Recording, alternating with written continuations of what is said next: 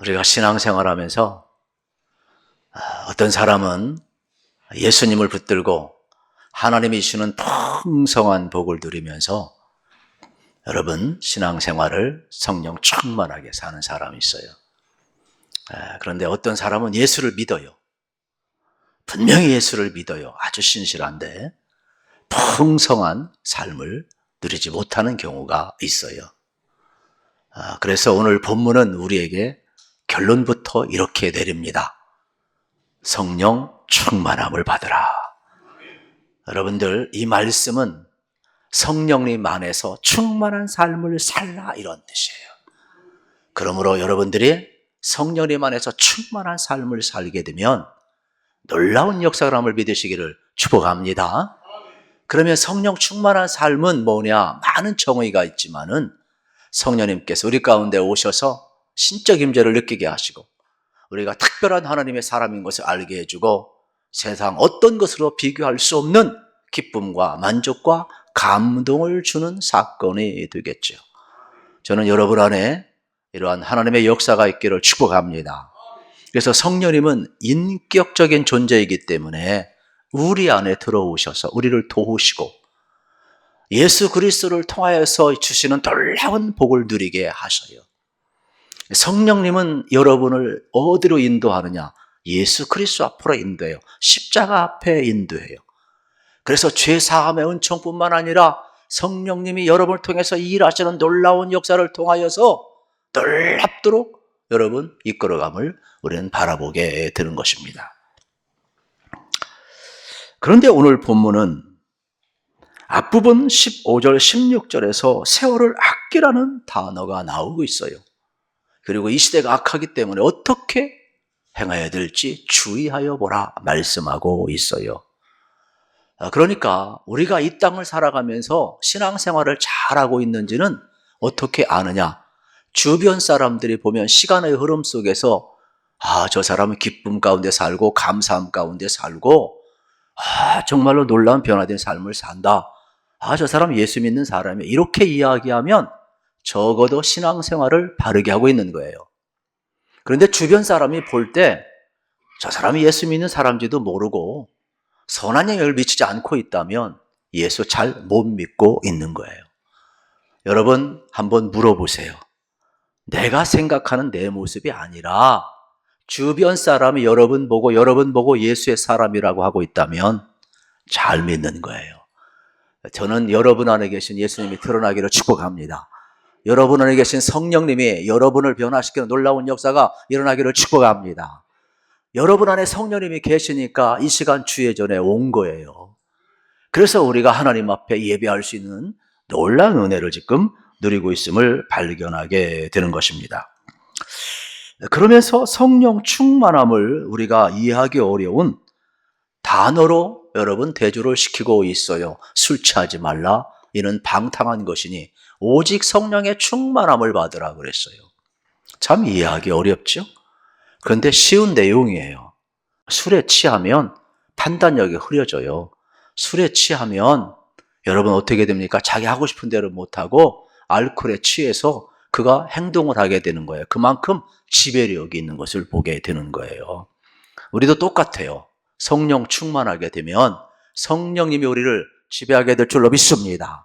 그래서 성령님이 우리 안에 계시면 성령님이 지배하니까 우리 안에 계신 예수님을 바라보게 하고 감사할 수 없는데 감사하게 하고 찬송할 수 없는데 찬송하게 하고 서로 복종할 수 없는데 피차 복종하게 하는 거예요. 내 힘으로 안 되는 거거든요. 삶이 얼마나 힘들고 어렵습니까? 어떻게 감사가 나옵니까? 눈물이 나오고 고통이 나오고 인생의 짐이 무겁고 이 문제 저 문제 끝없는 인생에 여러분 그 무게를 견뎌야 하는데 성령님이 계셔야 시와 찬미와 신령한 노래 들려서 우리가 찬송을 할 수가 있고 예배할 수가 있죠. 이 귀한 시간 여러분 한번 생각해 보세요. 우리가 그냥 부르는 찬송하고 성령의 기름 부음이만 찬송하고 전혀 달라요. 여러분 성령 안에서 찬송하면 여러분 마음에 어떻습니까? 큰 감동이 있지요. 여러분 성령 안에서 시와 찬미와 신령한 노래로 하나님을 예배하면 그 자체가 얼마나 영광스럽습니까?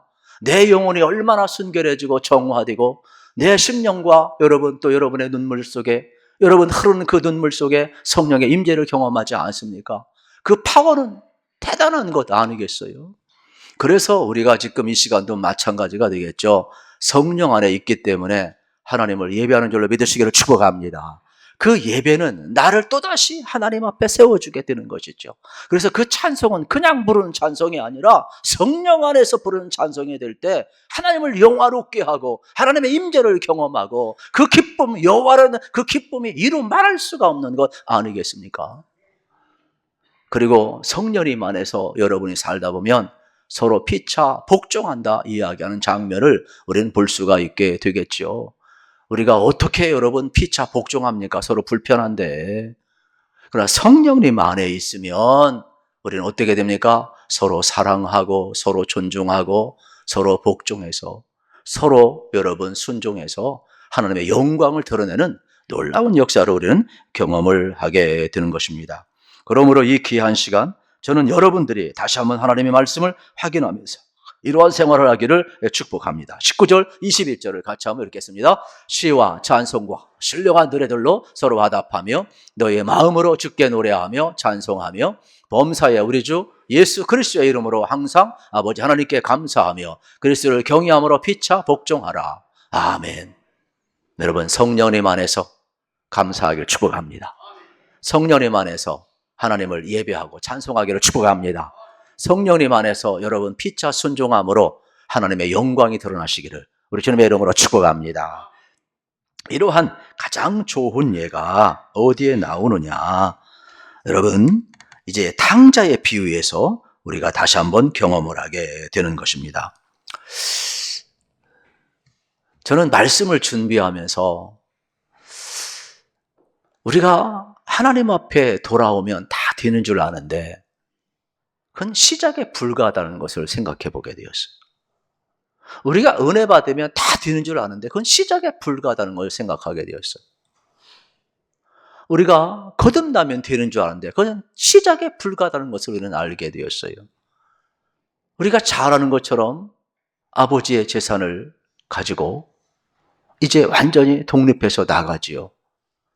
그런데 전부 낭비하고 더 이상 갈 데 없으니까 아버지 앞에 돌아오잖아요. 품고 내 하늘을 써달라고 하고. 그런데 아버지는 너무 기뻐서 잔치를 베풀죠. 첫째가 밭에서 일하다가 돌아오면서 무슨 놈의 집에 잔치 소리가 벌어냐 물으니까 둘째 도련님이 다시금 돌아와서 주인께서 너무 기뻐서 송아지를 잡고 풍악을 울리고 잔치를 베풉니다. 그때 아버지가 이 모습을 보고 얘야 어서 돌아오라. 내 동생이 다시금 돌아왔다. 함께 즐기자 합니다. 그때 첫째가 뭐라고 이야기합니까? 싫습니다. 아버지, 나는 아버지 명령을 어긴 적도 없고 재산을 탕진한 적도 없고 죽사게 고생만 했는데 나를 위해서는 염소 새끼 한 마리도 잡아주지 않았지 않습니까? 그때 아버지가 뭐라고 이야기를 합니까? 얘야, 내 것이 다 네 것이 아니냐? 너는 나와 함께 있었지 않느냐? 여러분 잘 보세요. 그런데 이 아들은 어떻습니까? 아버지의 것이 내 것이라는 것을 이해 못하죠. 내가 너와 함께 있는 동안 모든 것 내 것이 되고 아시냐? 이거를 이해를 못해요. 그런데 둘째는 돌아와서 아들의 권위로 회복이 되었죠. 그러면 여러분 다 끝난 겁니까? 우리가 회개하고 구원받고 하나님 앞에 돌아오면 다 끝나는 겁니까? 하늘에 잔치가 벌어지고 그러면 다 끝나는 겁니까? 아니지요. 여러분 교회 등록하고 여러분이 구원받고 새가족 훈련 받으면 다 끝나는 겁니까? 아니지요. 이제부터 시작에 불과한 거예요. 밭에 나가 일해야 되고 많은 과정을 거쳐야 되고 여러분이 성장하고 커가야 되고 여러분 하나님 나라 가는 그날까지 그리스도의 장성한 분량에 이르러야 돼요. 성경은 이것을 성령 충만이라고 설명을 하고 있는 거예요.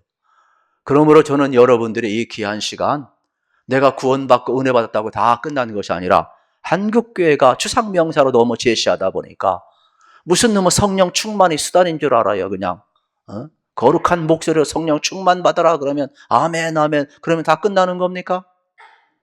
성경은 그걸 이야기하는 거예요. 성령님은 인격적인 존재이기 때문에 성령 안에서 충만한 삶을 살아. 그러므로 저는 여러분 안에 계신 예수님을 항상 바라보시기를 축복합니다. 그러면 여러분 안에 계신 예수님을 바라보면 성령님은 여러분을 예수님께 인도하고 십자가 밑에 인도하여서 죄인된 나를 용서하시고 사랑하시고 내 삶을 통해 영광 받기 원하시는 하나님의 놀라운 섭리를 보게 하셔서 우리는 어디까지 살아나요? 감사하게 되는 거예요. 찬송하게 되는 거예요. 그리스도처럼 피차 순종하게 되는 거예요. 그래서 그리스도의 장성한 분량에 이룰 수 있도록 우리를 이끌어가고 있음을 보아야 되는 것이죠. 그래서 성경 속에서는 오늘 이 사건 앞뒤 전후를 보게 되면 22절 이하부터는 구체적으로 성령님 안에서 충만한 삶을 사는 삶을 세 가지로 설명을 해요. 부부관계에서 설명을 해요. 또 직장생활, 상하관계에서 설명을 해요. 그리고 부모와 자식의 관계에서 설명을 하고 있는 장면을 우리는 보아야 되는 거예요. 성령 안에서 충만한 삶을 사는 것은 추상명사 같지만은 성경은 구체적인 우리의 현실 속에서 설명하고 있다. 이러한 내용의 말씀이 되겠습니다. 22절을 보면 아내들이요 자기 남편에게 복종하기를 주께 하듯 하라. 이 복종이라는 단어를 오해를 해서 한국 여성들은 이 말씀을 잘 안 읽어요. 그런데 안 읽을 수는 없잖아. 성경이니까. 그런데 이거는 오해를 하는 것이죠. 그 다음 25절을 보셔야 돼요. 25절에 보면 이렇게 이야기합니다. 남편들아 아내 사랑하기를 그리스도께서 교회를 사랑하시고 그 교회를 위하여 자신을 주심과 같이 하라. 남편은 뭐냐? 그리스도께서 교회를 위하여 자신을 내어주신 것처럼 내 몸을 찢기도록 사랑하라. 내 몸을 내어주라는 거예요. 그러니까 이 모든 단어는 대등한 단어예요. 순종이라는 단어든 사랑이라는 단어든 복종이라는 단어든 차등 있는 단어가 아니에요. 동등한 단어임을 우리는 알아야 되겠죠. 그러면은 하나님께서 왜 성령 충만함을 설명을 하시면서 이 부부관계, 또 직장생활, 상하관계, 또 부모와 자녀의 관계, 우리 실존을 이야기하고 있을까? 그것은 하나의 예를 들면 여러분 하나님은요 가정을 세우신 분이고요. 그 가정은요 하나님의 명령을 들어야 되는데 그 명령이 뭐냐?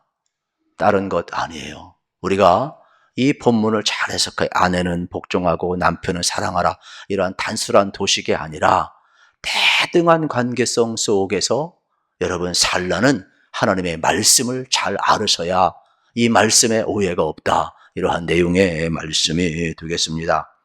그래서 하나님은 가정을 설계하시고 여러분 하나님께서는 부부를 준비하셔서 가정을 이루게 하셨음을 우리는 발견하게 되는 겁니다. 만약에 내가 선택해서 내가 결혼했고 가정을 이루었다 그러면 이 하나님의 명령이 되게 부담스러울 거예요.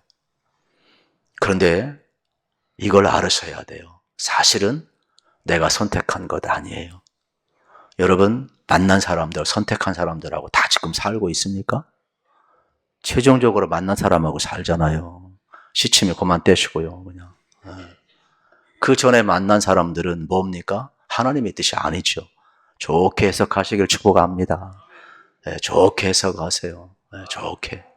저도 그렇게 좋게 해석하기로 결론을 내렸습니다. 왜요? 저도 기도하고 현재 아내를 만났고 현재 아내도 기도하고 나를 만났으니까 우리는 하나님의 섭리 가운데 만났다고 고백하고 살고 있어요. 여러분 시험이 쉬운 거 봤습니까? 시험은 다 어려운 거예요. 그래서 시험을 통해서 내가 배우는 거예요. 아, 내가 뭐가 부족하구나. 내가 뭐가 모르는구나. 배우는 게 시험이에요. 맨날 시험을 볼 때에 영어로 내 이름 써라. 한자로 내 이름 써라. 한글로 내 이름 써라. 그래가지고선 딱 써가지고 100점. 이런 시험은 없어요, 여러분. 시험은 다 어려운 거예요. 내 부족함이 드러나는 거고 모르는 것이 드러나는 거예요. 그러나 그 시험을 통해서 나는 실력을 키워가는 거예요. 성장하고 있음을 여러분 알으셔야 되겠죠. 여러분의 인생에도요 마찬가지가 되겠습니다. 여러분 삶의 현장에 이러한 시험이 있어요. 고통이 있어요. 그러나 그 모든 것은 여러분이 커간다는 것을 기억하시기를 우리 주님의 이름으로 축복합니다. 그래서 우리는 거기에서 배우고 있음을 알게 되는 것입니다. 그렇다면 여러분 우리가 살다가 힘들 때 초등학교 들어가서 아이들이 고백하는 것처럼 우리도 하나님 앞에 많은 고백을 해요. 너무 힘들면 하나님, 나 왜 태어나게 했어요? 대표적인 인물이 욥 아닙니까? 욥은 동방의 의인 아닙니까? 그런데 우리는 다 성경을 이해할 수 없지만은 하나님께서 왜 욥을 통해서 우리에게 말씀하시는가를 그대로 받아들인다면 욥기에 보면 하늘에서 어전회의가 열리게 됩니다. 그런데 이제 사단이 이리저리 돌아다니다가 하나님 앞에 서게 될 때에 하나님이 이야기합니다. 왜 이렇게 쓸데없이 돌아다니느냐고, 좀 가만히 좀 있어. 사단이 저도 할 일이 있습니다. 그러는 거예요. 그때 하나님이 자신 있게 욥을 추천합니다. 신실한 욥을 보아라. 그때 사단이 하나님 앞에 이렇게 이야기합니다. 하나님 내게 하실래요? 하나님이 축복하니까 욥이 하나님 섬기는 거지. 축복 빼앗아 보세요. 하나님 섬기나? 그때 하나님이 명예를 걸고 허락을 합니다. 그래서 한순간에 욥은 10명의 자녀를 잃어버립니다. 전 재산을 잃어버립니다. 그런데도 하나님을 신뢰하고 찬양을 해요. 봐라! 욥이 얼마나 신실한 걸 봐라! 하나님이 너무너무 기뻐하고 있는 장면을 우리는 보게 되는 것이죠. 여러분, 우리는 자식 하나 잃어도, 사람 하나 죽어도 나라를 전복시키려고 불때같이 일어난 세상 아닙니까? 여러분, 저는 지갑 한번 잃어버렸는데 머리가 삐쭉삐쭉 쓰더라고요, 그냥. 그래가지고 얼른 은행에 전화하고 카드 맞고 아주 혼났어. 그런데 전 재산을 다 잃어버려, 자식을 다 죽었어요. 이걸 어떻게 감당을 하겠어요? 그런데 욥은 신실하게 하나님을 원망하지를 않아요. 그런데 이때 또 사단이 한 번 더 도전을 합니다. 하나님, 아마 욥의 몸 병들게 하면, 몸을 한번 쳐버리면 견딜 수 없을 거요. 그래서 하나님이 또 욥의 신실함을 믿고 하나님의 명예를 걸고 허락을 해요. 생명은 건들지 말고. 그래서 갑자기 욥에게 질병이 생기게 됩니다. 몸이 얼마나 가려웠던지 고름이 흘러내리고 이 가려움을 기왓장으로 긁었다 그랬어요. 참 여러분 힘든 겁니다. 가려움.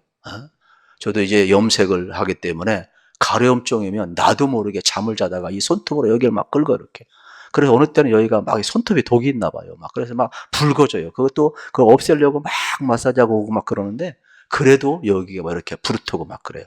그러니까 오해하지 마세요. 부부싸움 한 게 절대로 아니고 가려워서 그렇게 오는. 근데 기왓장으로 난 그게 이해가 되더라니까요. 제가 그게 이해가 돼요. 제가 얼마나 고통스러웠으면 그랬을까. 그런데 새 친구가 와서 뭐라고 한 줄 아십니까? 네가 까닭없이 고통당하느냐? 네가 죄를 지었으니까 벌을 받는 거야. 욥은 그들의 도전을 허락하지 않습니다. 왜요? 욥기서 1장에 보면 동방의 의인이요, 그는 죄를 범하지 않았습니다. 그는 부지정의 죄를 지을까 봐 그는 하나님 앞에 날마다 속죄 제사를 번제를 드린 사람이에요. 그 정도로 욥기의 설정을 보면 의로운 사람이고 정직한 사람이고 깨끗한 사람이에요. 그런데 친구들은 와서 인과응보를 이야기합니다. 결과만 가지고 이야기를 합니다. 여러분 잘 배우셔야 돼요. 남이 고통당할 때 의로한다고 함부로 말하지 마시고 바라보시길 축복합니다. 침묵하시길 축복합니다. 차라리 중보기도해 주시기를 축복합니다. 함부로 말하지 마세요. 오히려 그 말이 욥처럼 더 절망에 빠지게 만들어요. 그래서 욥은 이렇게 이야기합니다. 욥기서 13장에 보면 하나님, 차라리 내 생일 달력이 없었으면 좋겠습니다. 이 말은 내 태어난 날이 없었으면 좋겠다. 문학적인 표현이 되겠죠. 죽음으로써 모든 걸 해결하고 싶은, 왜 어머니가 날 낳아서 젖을 먹여서 길렀는가? 차라리 나를 먹이지 않았으면, 내가 이 세상에 존재하지 않으면 이러한 고통을 경험하지 않았을 것이 아닌가? 여러분 이러한 표현을 쓰고 있어요. 그때 여러분 하나님이 어떻게 합니까? 욥을 불러요. 마치 아버지가 아들을 옆에 놓고 하늘을 보여주어요. 창조의 능력을 보여주어요. 야, 우박창고를 한번 보아라. 구름이 어떻게 만들어고 구름이 어떻게 흘러가는 것을 보아라. 악어조차도 어떻게 악어의 힘의 근원이 어디 있는 것을 보아라. 산양조차도 어떻게 새끼를 낳고 어떻게 기르는 것을 보아라. 욥아, 너는 내 후사다. 욥아, 나는 내 신실함을 안다. 너는 네가 기껏해서 고통 가운데 해결하는 방법이 죽음 아니냐? 그러나 너는 존귀한 자야. 너는 내가 하나님의 영광을 드러낼 내 믿음의 후사야. 그러므로 너는 이 땅이 어떻게 창조되었는가를 알아야 돼. 이 땅이 어떻게 하나님의 능력에 운행된가를 알아야 돼. 내가 너를 얼마나 존귀하게 여기는가를 알아야 돼. 이 고난 속에서도 네가 하나님을 바라보고 하나님을 신뢰한다면 얼마든지 감사할 수 있고 하나님의 영광을 드러낼 수 있는 존귀한 자라는 것을 네가 알아야 돼. 그러면서 욥을 여러분 어떻게 합니까? 하나님이 그 영광의 세계를 보여주는 장면을 우리는 보게 되잖아요. 그러므로 내가 의롭다고 하고 네가 화내는 근거가 도대체 무엇이냐? 나는 너의 신실하심을 믿고 연약한 인간에게도 하나님은 자신의 명예를 걸고 바라보았단 말이에요. 우리도 마찬가지가 되겠죠. 우리가 예수 믿고 구원받고 죄사함받고 용서받고 천국 가는 데 목적 있는 것이 아니라 여러분 그건 하나님이 여러분에게 주어진 은혜이지만은 우리 하나님은 이 땅에서 예수 믿고 구원받은 사람, 거듭난 사람, 죄사함 받은 사람, 쓰러지고 넘어져도 그 과정 속에서 네가 원망하지 않으면 네 안에 계신 예수 그리스도를 바라볼 수 있느냐? 네 안에 있는 성령님을 바라볼 수 있느냐? 그래서 네가 감사할 수 있느냐? 찬양할 수 있느냐? 정말 그리스도처럼 피차 서로 복종하며 피차 선종하면서 하나님의 영광을 드러낼 수 있느냐? 에베소 1장 6절에 있는 말씀처럼 우리를 창조하고 구원한 목적은 뭡니까? 그의 은혜의 영광을 찬송하게 하려 함이라. 너는 나의 영광을 드러낼 하나님의 위대한 종이라고 하나님 말씀하고 있음을 여러분 알으셔야 돼요. 그러므로 여러분 잊지 마. 여러분이 완벽하고 깨끗해야 하나님 앞에 선다는 착각을 버리세요. 우리는 인생 똑같아요. 애가 태어납니다. 똥오줌 못 가립니다. 그게 인생이에요. 기어다닙니다. 그게 인생이에요. 그리고 걸음마 걷습니다. 야단 맞고 수없이 넘어지고 여러분 자라나는 겁니다. 완벽합니까? 안 해요. 학교 가고 배우고 해도 수없이 시행착오를 거칩니다. 시험 볼 때 완벽한 사람이 어디 있어요? 모르는 것, 투성이인 것뿐이에요. 그러면서 자라나고 성장하고 우리가 나아가는 것, 그게 신앙이고 그게 인생이에요. 어느 때까지? 그리스도의 장성한 분량에 이를 때까지. 그래서 우리는 그때마다 힘들고 어려울 때마다 우리가 어떻게 해야 됩니까? 내 안에 계신 성령님을 여러분 바라보셔요. 내 안에 계신 성령님을 바라보셔요. 저는 이 시간도 여러분에게 성령님 바라보시길 축복합니다. 그러면 여러분 안에 계신 예수 그리스도를 바라볼 때 내 안에 계신 예수 그리스도는 어떻게 합니까? 내가 너를 사랑한다. 너도 나를 사랑하길 원한다. 성령님이 우리를 그리스도 앞에 인도해서 그래서 성령님 안에서 우리가 여기 시와 찬미와 신령한 노래로 서로 화답한다. 이게 뭡니까? 하나님을 예배하는 것 아니겠습니까? 하나님을 찬양하는 것 아니겠습니까? 그러므로 성령 안에서 사는 사람들은 하나님과의 바른 관계가 이루어지기 때문에 하나님을 예배하게 되고 예배를 잘 드리게 되면 우리의 삶에 놀라운 회복이 이루어지고 회복이 이루어진 사람은 그 감격을 가지고 또다시 하나님을 예배하는 자리에 서게 되고 그래서 예배는 선순환의 역할을 감당하게 되는 것이에요. 성령님 안에 있는 사람은 하나님과의 관계가 바른 줄로 믿으시기를 축복합니다. 성령님 안에 있는 사람은 인간관계가 바른 거예요. 그래서 여러분들이 부부관계는 정답이 없어요. 서로 합의하고 사는 거예요. 성령님 안에서 볼 때에 돕는 배필이 되고 성령님 안에서 될 때에 서로 사랑할 수가 있는 것이고 여러분 love is patient라는 걸 잊지 않기를 바랍니다. 견디는 겁니다. 성령님이 도와줄 줄로 믿습니다. 그래서 성령님은 인간관계도 바르게 만드는 거예요. 견디게 하는 거예요. 주님이 그렇게 하셨으니까. 그게 사랑인 거예요. 어느 때까지요? 하나님 앞에 서는 그날까지. 그래서 고통은 우리를 자라나게 하는 겁니다. 고통을 겪은 사람 보세요. 얼마나 성장하고 성숙하고 그 내면이 강한지 몰라요. 그리고 주님을 닮아가고 있어요. 그러므로 저는 여러분들이 우리 주님께서 이루시는 이 은혜를 꼭 누리시기를 축복합니다. 그때 놀라운 일이 벌어져요. 감사할 수 없는데도 감사하게 돼요. 왜? 우리 안에 계신 성령님이 계시니까 그 성령님은 기쁨을 줘요. 감사하게 돼요. 그래서 저는 우리 교회 공동체가 성령님 안에서 기뻐할 수 없는 오늘의 현실 속에서 기뻐하고 여러분 감사할 수 없는 삶에서 감사하시고 여러분들의 삶이 성령 안에서 충만한 삶 살아가시기를 우리 주님의 이름으로 축복합니다.